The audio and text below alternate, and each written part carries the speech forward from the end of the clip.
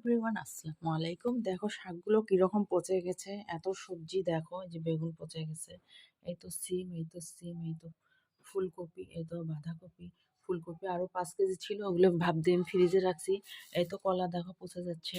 এই দেখো শসা আমি কিনেছি 1 কেজি, এখান থেকে আমি পুচির মাকে 2টি দিয়েছি। তারপরে এই দেখো গাজর কিনেছি আমি 2 কেজি। তারপরে দেখো পেঁয়াজ কাটা, এগুলো আমাকে পুচির মা দিয়েছে। কারণ পুচির মাকে আমি 2টা শসা দিয়েছি, পুচির মা আমাকে এই পেঁয়াজগুলো দিয়েছে। তারপর এই মূলাগুলো দেখো, এই মূলা এখানে আরও ছিল, মূলা আরও ছিল, আমি একজনকে দিয়েছি, গরিব মানুষ, তাকে দিয়েছি। সিম দেখো আরও ছিল, 1 কেজি সিম আমি এক গরিব মহিলাকে দিয়েছি, ওরা বাজার করে খেতে পারে না। তাহলে সিম আমি দিয়েছি 1 কেজি, মূলা একটু দিয়েছি। তারপরে এই ফুলকপিটা আমাকে পুচির মা দিয়েছে, কেমন দেখো হয়ে গেছে। এই বাঁধাকপিটা আমি কিনেছি।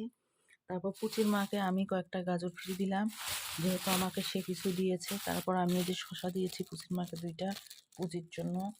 তার পুচির অসুখ, পুচির টনসিল বেড়ে গেছে, দেখো সিমগুলো পচে যাচ্ছে।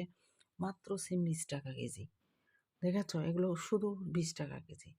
এত দাম কমে গেছে। এত সবজি, প্রতিদিন আমি থালি ভরে ভরে সবজি খাই, প্রতিদিনেই দাম কম।